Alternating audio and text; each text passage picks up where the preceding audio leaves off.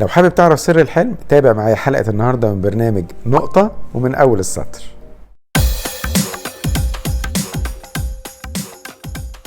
يحكى ان في احد الملوك حلم انه هو بياكل سنانه عماله تقع منه وشايفها بتقع ومش قادر يعمل اي حاجه، فابتدى يستشير الناس اللي حواليه، انا عايز اشوف حد يفسر لي الحلم ده بشكل كويس. فالمهم استدعوا الناس اللي بتفسر الاحلام، فاول واحد جه وقال له انت هتشوف اهلك كلهم بيموتوا حواليك واحد ورا التاني. فالملك اول ما سمع الكلام ده اتخض جدا وامر باعدام مفسر الاحلام ده.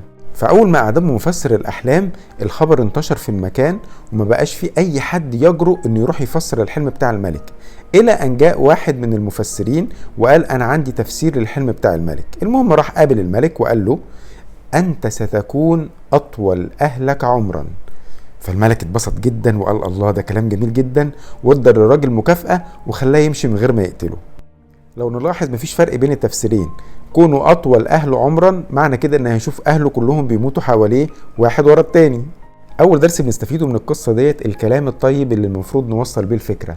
ممكن نفس الفكرة اوصلها بكلام كويس جدا وكلام محترم وكلام اللي قدامي فعلا يفهمه بشكل كويس، او ممكن استخدم كلمات تخلي اللي قدامي يبقى متضايق جدا مع ان الفكرة هي. تاني حاجة قوة الكلمة والتعبير. انا مهم جدا انتقي الكلمات اللي بقولها لان بيبقى لها تأثير كبير جدا على الشخص اللي قدامي. يعني انا لو عايز اقول لابني اللي بيعمله ده غلط واقول له انت غبي، بتفرق كتير جدا لما اكون عايز اقول له برضو ان الحاجة دي غلط واقول له على فكرة اللي انت عملته ده ممكن يتعمل بشكل احسن وبشكل افضل. التأثير في الاتنين مختلف تماما. الموظف اللي شغال معايا انا ممكن اقول له شكرا على اللي بيعمله، او ممكن اقول له اللي انت عملته ده من مهام وظيفتك عادي جدا، برضو فرق كبير بين الاولى والتانية. تالت حاجة ايه الهدف من اللي انا بقوله من كلامي عشان اختار الكلام الصح. يعني لو ابني رايح الامتحان الصبح وبقول له اوعى تنسى اللي احنا ذاكرناه امبارح، تفرق كتير جدا عما اقول له حاول تفتكر وتركز في اللي احنا قلناه امبارح. دماغنا ما بتفرقش بين النفي والاثبات. في الحالة الاولانية هيفتكر ان هو ينسى، في الحالة التانية هيفتكر ان هو يركز. فمهم جدا الكلمات اللي انتقيها تتماشى مع الهدف اللي انا عايز اوصله. اخر حاجة مهم جدا اراعي الموقف اللي بتكلم فيه والشخص اللي بوجه له الكلام.